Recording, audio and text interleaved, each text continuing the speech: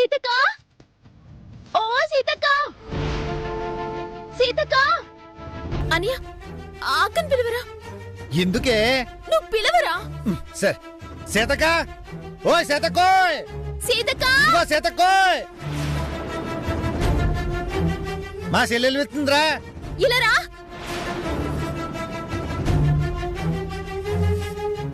ఏంటమ్మా ఈ నోట్ నీకు ఎవరిచ్చారో గుర్తుందా? ఏ నోటు? ఈ నోటు. ఓ ఈ నోటా? ఇంతకు ముందే మన మున్సిపాలిటీ అక్క ఉంది కదా, ఆ నోకాలిచ్చింది. నీకు బాగా గుర్తుందా? ఈ నోటు నూకాలకే ఇచ్చిందా? ఆ గుర్తుండకపోవడానికి అది అన్న సంవత్సరం క్రితం ఇచ్చిందా? 10 నిమిషాల కిందటే ఇచ్చింది. పైగా అది తప్ప బోణి బేరమే లేదు. నూకాలక్క, అక్క దొరికిందా? నువ్వా సిట్టి లోపలికొచ్చావేటి? నేనెట్ సెత్తంతా తీసుకెళ్లి డంపింగ్ యార్డ్ లో పడేశాను. నాకు తెలిసి నీ డబ్బా ఆడనే పడిపోయి ఉంటది. అవును, ఇవన్నీ ఎందుకు అడుగుతున్నావు సిట్టి? ఏం లేదక్క, నువ్వెళ్ళు. సరేలే. ఈ 500 నోట్ వెనక చాలా పెద్ద కథ ఉంది. ఏం కథ ఉంది? మన డబ్బులు పోయినాయని చెప్పాను కదా, చెప్పావు. ప్రతి నోటు మీద నాన్న అని రాయడం నాకు అలవాటుందని నీకు తెలుసు కదా. తెలుసు. చూడు, ఈ 500 నోట్ చూడు.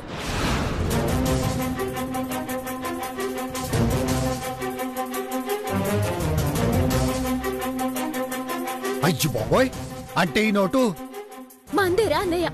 అంటే ఆ డబ్బులు కొట్టేసింది ఆ నూకాలకే. అమ్మ దీనమ్మ, ఇప్పుడే దానికి రేవిట్టేసి వచ్చేస్తాను చూడు. ఆగ్రా అన్నయ్య, నువ్వెళ్ళి అడిగితే మాత్రం ఈ నోట్ నేనే ఇచ్చానని ఒప్పుకుంటుందా? లేదేం చేస్తదే? చుట్టట్టుకుని రోడ్డు మీద లాకొచ్చి కొడేస్తుందా అని ఏమనుకుంటుందో. కొట్టింది సాలే, ఆగు. ముళ్ళ మీద బట్టడితే మెల్లిగా తీసుకోవాలి, ఎగిరెగిరి పడకూడదు. తేడా వస్తే మనదే సిరిగిపోద్ది. అయితే ఇప్పుడు ఏం చేస్తావు?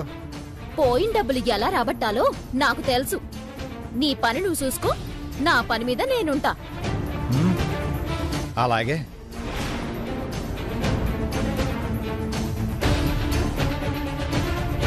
నూకాలక్క, డబ్బులు డబ్బు కొట్టేసి డంపింగ్ యార్డ్లో పడేస్తానని చెప్తావా? ఇక కాసుకో.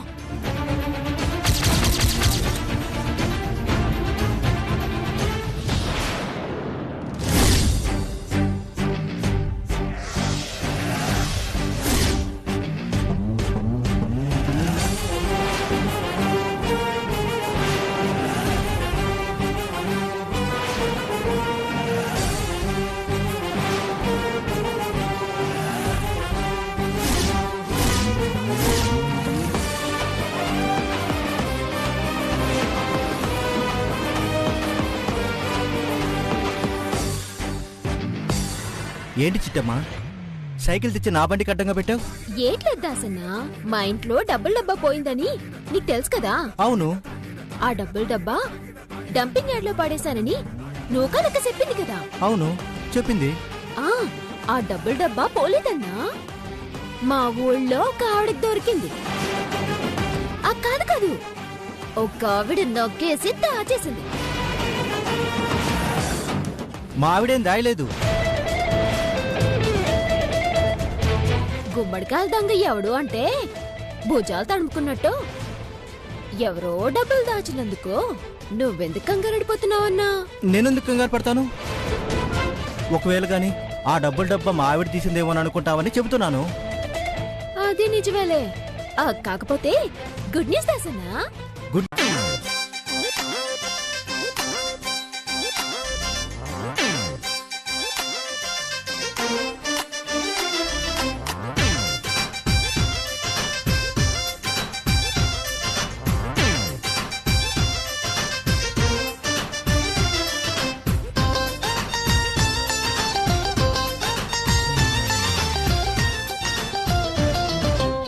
రండి బాబు రండి, హోల్సేల్ రేట్ కే రబ్బర్లు, ఒకటి కొంటే ఒకటి ఫ్రీ.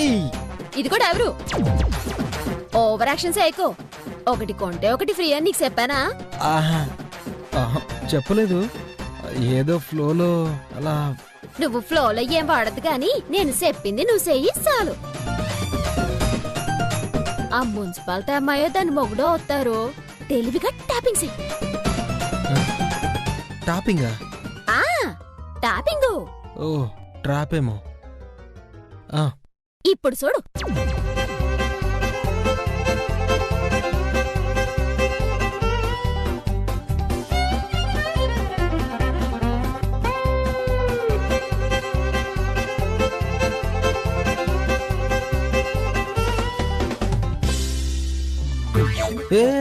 ఏం చేస్తున్నావు? ఈ రబ్బర్లు తీసుకెళ్లి నోట్ల మీద ఉన్న పేర్లు సరపాలని చూస్తారు. అది సరకూడదు అంటే ఈ గమ్ము పోయాల్సిందే. వా, నీది మామూలు బ్రెయిన్ కాదు చిట్టి, సూపర్ నువ్వు.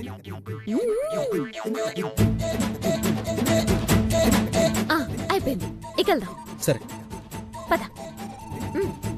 రండి బాబు రండి.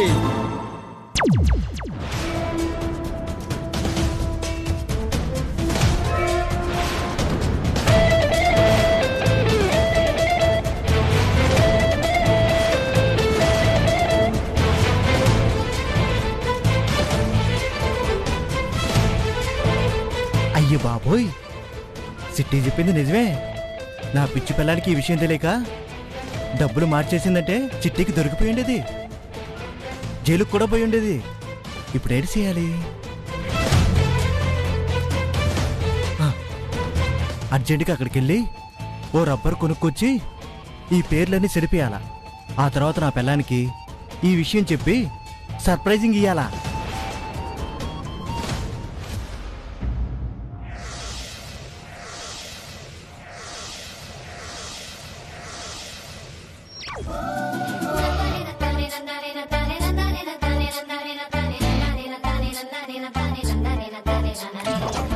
ఎవరు నువ్వు రబ్బర్లు అమ్మాల్సింది ఆడికే. ఓకే, అర్థమైంది. నేను పక్క నుండి అన్నీ చూస్తా ఉంటాను, నువ్వు జాగ్రత్తగా డీలింగ్స్ అయ్యి. అలాగే నువ్వు వెళ్ళు.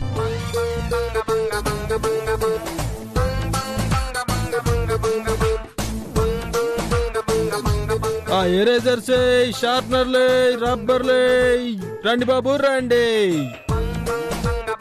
ఆ రబ్బర్లు బాబు, రబ్బర్లు, తల మెరిసే రబ్బర్లు.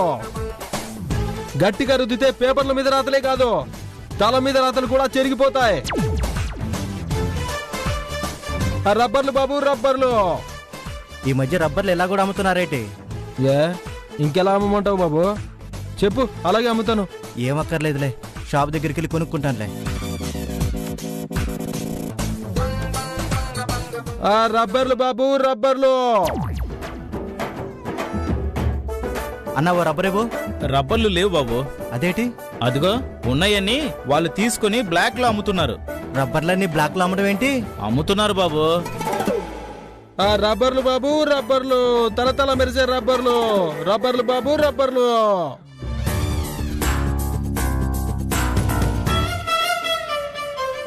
ఆ రబ్బర్లు బాబు, రబ్బర్లు, షార్ప్నర్స్, పెన్సిల్, రబ్బర్లే. ఆ రబ్బర్ ఎంతండి? నీకు ఎన్ని కావాలేటి? ఒక్కటి చాలు. ఒక్కటి 50 రూపాయలు. 5 రూపాయల రబ్బరు 50 రూపాయలకు అమ్ముతున్నావా? హలో, ఇది బ్లాక్ మార్కెట్ బాబు, బ్లాక్ మార్కెట్. ఇష్టమైతే కొనుక్కో, కష్టమైతే వెళ్ళిపో, అంతే. వద్దులే, ఇదిగో 50. ఒక రబ్బర్ ఇవ్వు.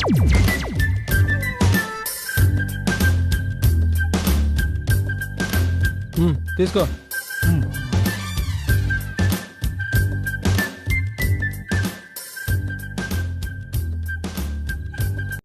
థ్యాంక్స్ మాయా. తీసుకో. పోయిరా. గేదెలు అడుతున్నాయటి. యహా పండ ఎతో సంతని పేసంతగా మందు కూడా తాగనందరు. గేదెలు అడుతున్నాయటి, మేత కోసం అడుతున్నాయేమో.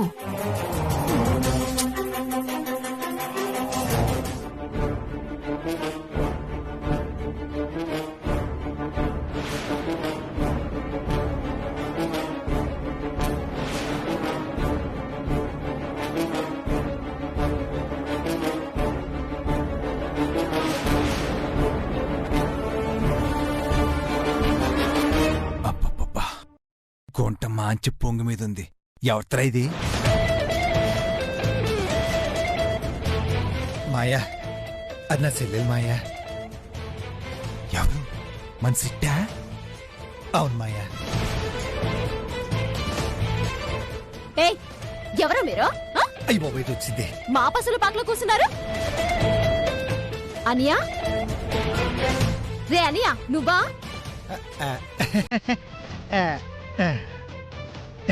నేనే నేనే.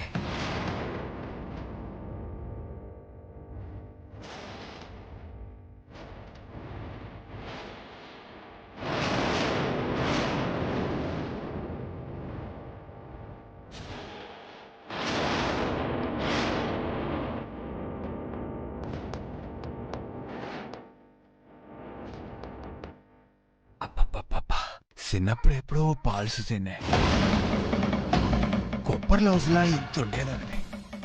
ఇప్పుడు పూతరేకులా పెళ్ళ పెళ్ళ పెళ్ళాడిపోతున్నావే.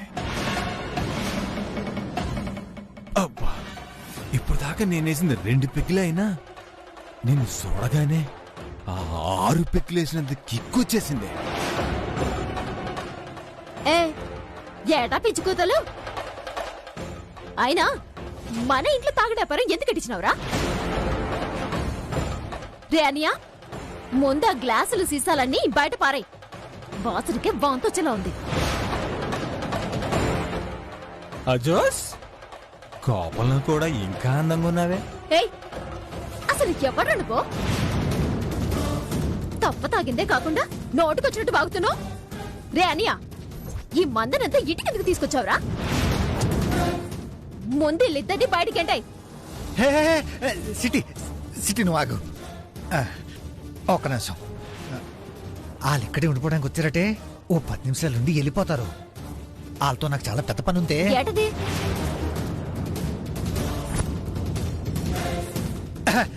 మీరు కూర్చోండి మాయ్యా, కూర్చోండి.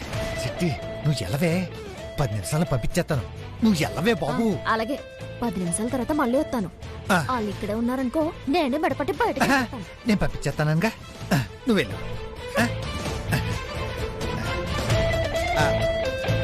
లవ్ లో పడకపోతే ఆ సిగ్గులు ఎందుకు వస్తాయిరా? ఓ అదా, ఇందాక నా ఫ్రెండ్ జోకేశానన్నా, ఆ జోక్ గుర్తొచ్చి నవ్వుకుంటున్నాను. అంతేగాని నువ్వు అనుకున్నట్టు లవ్ గివ్వు లాంటివి ఏం లేవు నాన్న. నాన్న రవిచంద్ర,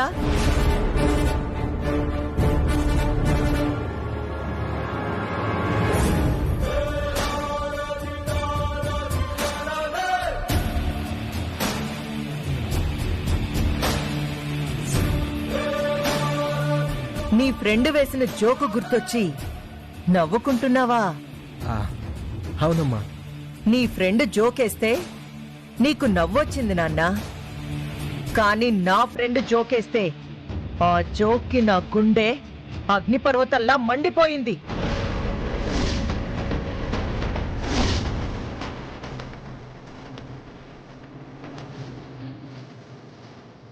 మీ ఫ్రెండ్ గారు అంత పెద్ద జోక్యం వేశారండి భార్య గారు. మన రవిచంద్ర ఎవరో ఒక అమ్మాయితో చట్టాపట్టాలేసుకొని తిరుగుతున్నాడంట. ఆ అమ్మాయిని కలవడానికి మనందరికీ అబద్ధాలు చెప్పి ఇంటి నుండి వెళ్ళిపోతున్నాడంట. పట్టపగలు నడి రోడ్డులో 10 మంది చూస్తుండగా ఆ అమ్మాయిని కౌగిలించుకున్నాడంట.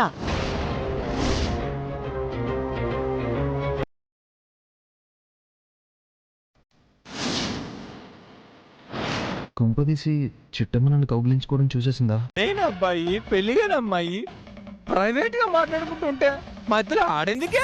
చిన్నోర్మై, నీతో నాకు మాట్లాడరా? మర్యాదగా వెళ్ళిపో, లేదంటే నీ మెడించుకొని నేనే గెంటుతాను. ఓసాస్ నిజమా? ఏది గెంటేవో చూద్దాం. గెంటు ఆగిపోయావంటే మగాన్ని ముట్టుకుంటే మూడొచ్చేద్దాన్ని భయపడ్డావా? నోర్మై, ఇంకొక మాట మాట్లాడవంటే చెప్పించి కొడతాను. ఏమనుకుంటున్నావో ముందు బయటకెళ్ళరా. అనియా, రే అనియా.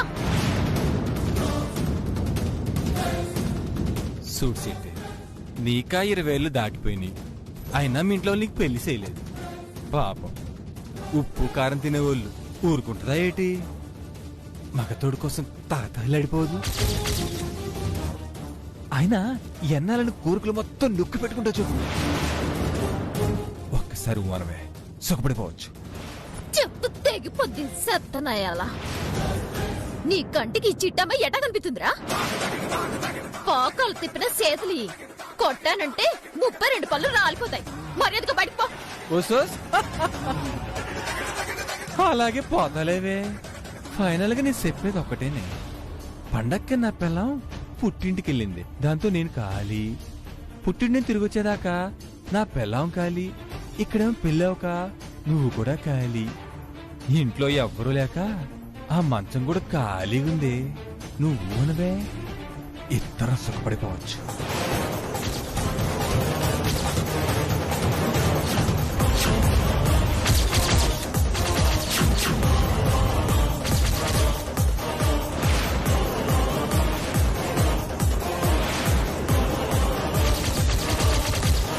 ఏటి పండక్కెళ్ళి నీ పెళ్ళం ఖాళీగా ఉందా?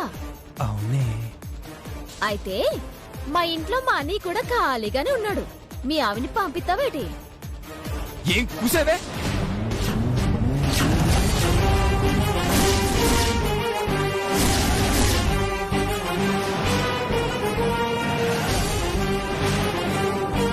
ఎరా నీ పెళ్ళని అనేసరికి పౌరుషం పొడుచుకొచ్చిందా?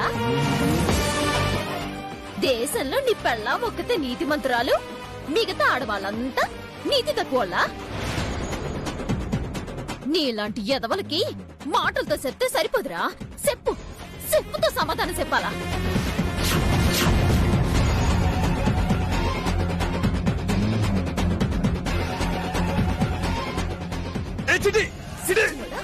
నోటికి ఎంత మాట నిన్ను ఇప్పుడు అనరా?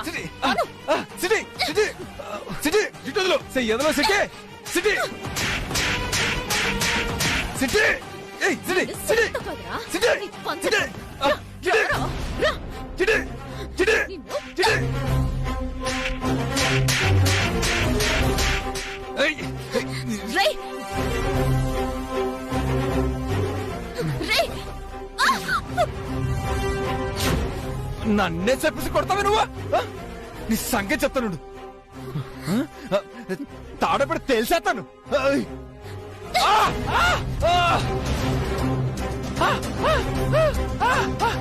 ఏంట్రా ఇప్పుడు రాజమామయ్య వస్తున్నాడు? ఏం జరిగిందో ఏటో ఓ పాలు చూద్దాం పద. పద పద. ఇన్ను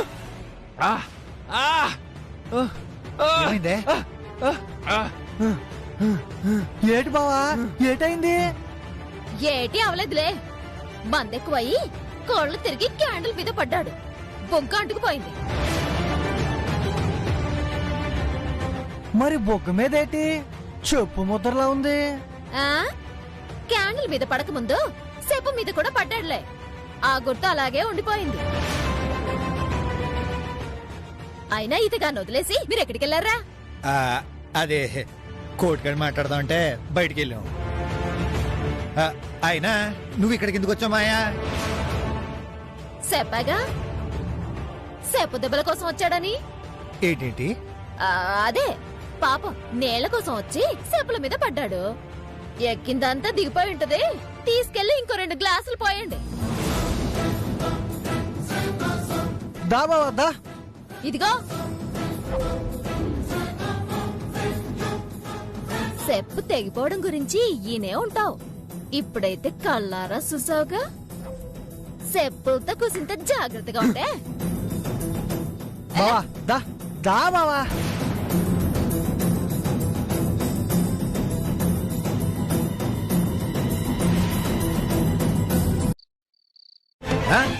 వయసు వచ్చిన ఆడపిల్ల ఇంట్లో ఉండగా ఆ తాగుబోతే అదోళ్ళని ఇంటికి తీసుకురావడానికి నీకు సిగ్గులేదు? నేనేమన్నా ఆడ మీద ప్రేమతో తీసుకొచ్చానా? నీ కంటి ఆపరేషన్కి ఓ 1,50,000 అప్పుడు దాన్ని తీసుకొచ్చాను. అయినా అలా ఏమన్నా గొడవ చేశారా? వాళ్ళ మా నాన్నలు తాగారు వెళ్ళిపోయారు. ఈ మాత్రం దానికి ఓతగా ఆడావిడి చేస్తున్నారు. చాలే అబ్బా. ఆ పుల్రజగాడి మొహం చూసావా? దొంగ కొళ్ళు పట్టుకునే వాళ్ళ ఉన్నాడు. అలాంటి కొంపలోకి రానిస్తే చూసినోళ్ళు మనల్ని తప్పగా అనుకుంటారు. ఆడు గనక ఇంకో పాలి మన ఇంటి ముందుకొచ్చాడనుకో తిరిగాళ్ళో గుర్తెట్టుకో. అంటే ఏంటే అని చంపేస్తావేంటి? నాకోటి అర్థం కాక అడుగుతాను. అందరూ ఆడి మీద పడిపోతారంటే బాబు. ఆడేదో గౌరవంగా ఊర్లో వడ్డీలు ఇచ్చుకుంటూ బతుకుతున్నాడు. మనం కూడా కాసిన సాయం తీసుకొస్తాడని తీసుకొచ్చాను. మీరంతా వద్దన్నాక నేను ఎందుకు కట్టుకొస్తాను? అటుకురానులే.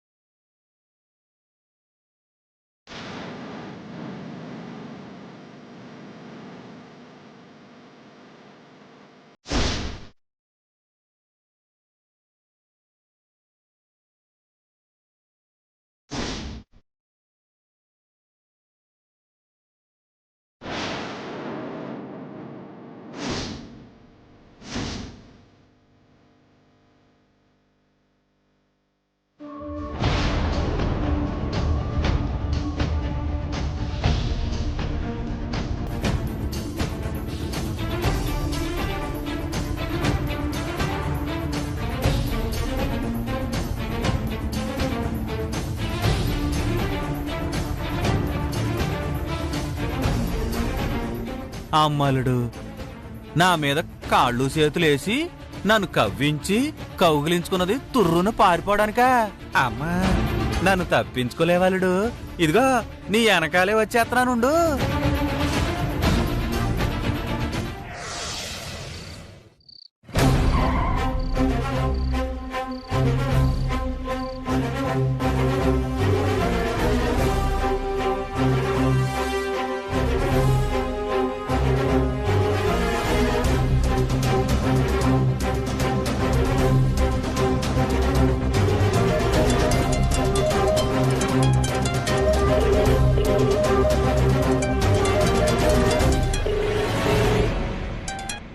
హలో చిట్టమ్మా, నేను డ్రైవర్ని. ఏంటి ఇప్పుడు ఫోన్ చేసావు? చిట్టమ్మా, నీతో అర్జెంట్గా మాట్లాడాలి చిట్టమ్మా. నేను మీ ఇంటి ముందే ఉన్నాను, ఒకసారి బయటికి రావా? అమ్మా, ఇంట్లో అమ్మ నాన్న ఉన్నారు. ఈ ఏలప్పుడు బయటకు వస్తే తప్పుగా అనుకుంటారు. ఏదైనా ఉంటే రేపు పొద్దునే మాట్లాడుకుందాం. నువ్వు వెళ్ళిపో.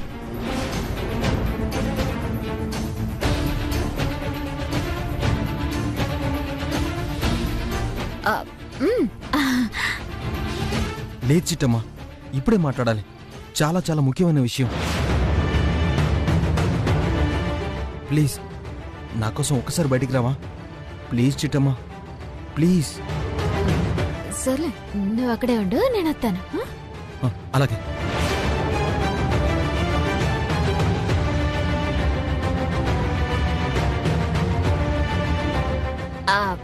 ఆ పశువులు అరుతున్నట్టున్నాయి. నేనెళ్ళి మేత సత్తాను. ఆగవే, కూర్చో. ఇక్కడ ఎంతమంది ఉన్నాం? మా ఎవరికి వినపడిన పశువుల అరుపులు నీకు మాత్రం వినిపించేయా? అంతగారిస్తే నేను వెళ్ళి మాట్లాడతాను గానీ నువ్వు కూర్చొని తిను. అబ్బా, మధ్యాహ్నం ఎప్పుడో మేతేశాం. ఇప్పటి వరకు వాటి మొహాన గడ్డి లేదు, కుడితే లేదు. నేనెళ్ళి మేతేసొత్తాను.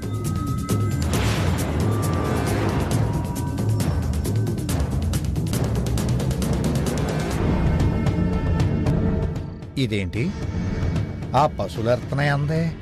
నా కుక్క అరుపు కూడా వినపడలేదు.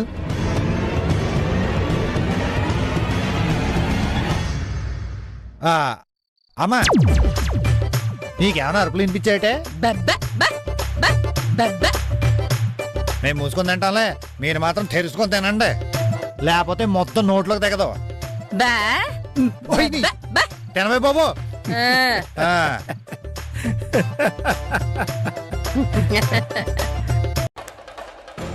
ఆ చిట్టమ్మని, ఆ చిట్టమ్మ చేత ఏదో నేరం చేయించి జైలుకి పంపిస్తావమ్మా? అవును. కాకపోతే ఆ నేరం చేయించేది నేను కాదు, మరి తలుపులమ్మ. తలుపులమ్మ అదెవరు? దండాలు తల్లే. తలుపులమ్మ, నీకోసమే ఎదురు చూస్తున్నావు. ఏదో ఒక ఏదో పని ఉంటే తప్ప నన్ను పిలిపించరు. చెప్పండి అమ్మా, ఇంతకీ ఏదో పని చెయ్యాలి?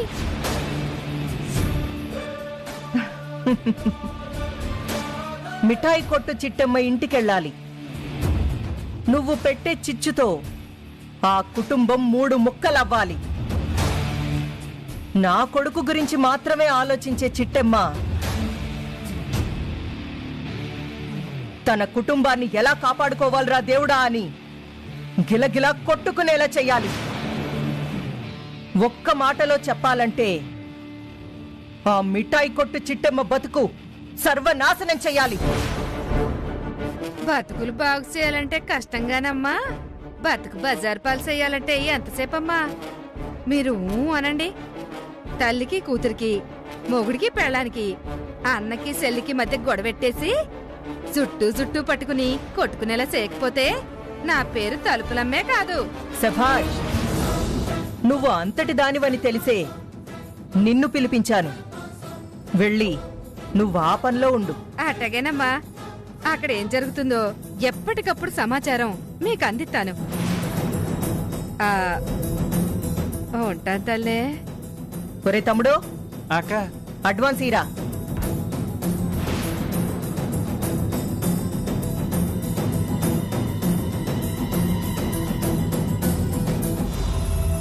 సంతోషం తల్లి.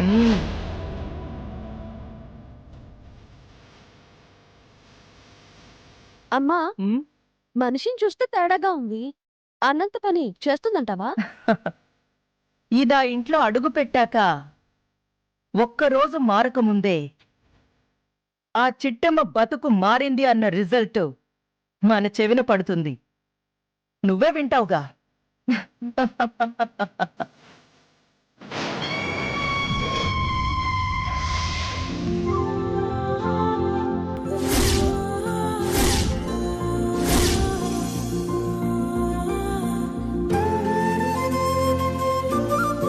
చిట్టమ్మా, చిట్టమ్మా. వచ్చారా బాబాయ్? మీకోసమే చూస్తున్నాను. సీట్లు తెచ్చేయమంటారా? తెచ్చేయమ్మా. ఒక నిమిషం బాబాయ్. అన్నా ఇట్రా, ఇత్తి.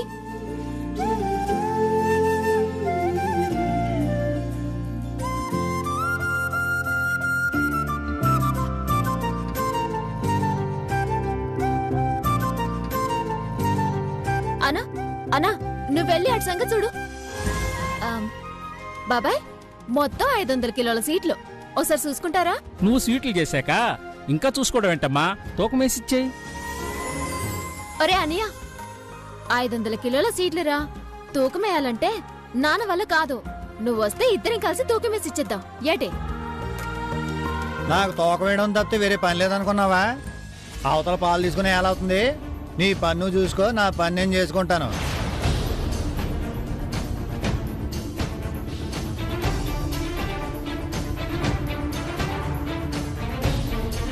ఆడిని ఎందుకు బతిమాలుతావు? నేనున్నాను కదా, రా. వస్తే వస్తాదు. నువ్వు మోస్తావా?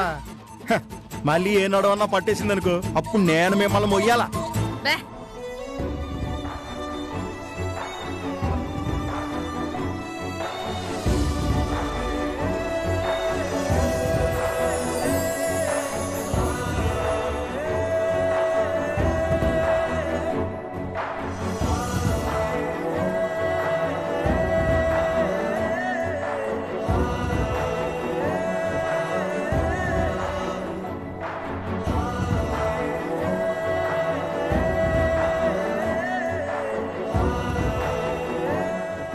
ఇదిగా మీరందరికీ నిలబడితే నా గేదెలు బెదురుతాయి. వెళ్ళి వాళ్ళు అక్కడ గేటు దగ్గర